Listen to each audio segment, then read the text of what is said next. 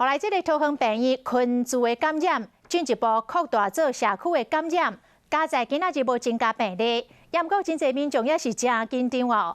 指挥官陈时中呼吁民众唔免惊狂，但是都要提高警觉，挂好着喙安，勤洗手，上好是随身来炸酒精塔来消毒。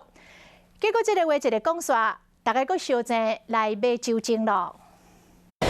台湾新增了本土的确诊个案，让不少民众都相当的紧张。而我们实际来到药局看看哦，其实像这样子的一罐75%的消毒用酒精，目前呢是卖得非常好。这2天业者就表示已经有5到6成的销量。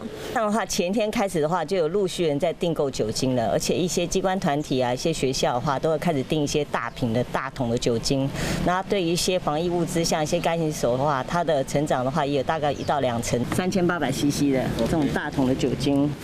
大罐的3800cc 的，拢是一箱一箱封买去，现场甲库存的剩较无3箱。另外500cc 细罐的业者嘛讲，这是因为昨都进货尔，所以讲才有通卖。这批若卖了，什么时阵会搁进货，这就真歹讲啊。有啊，家里都有准备。我家里有3桶嘞。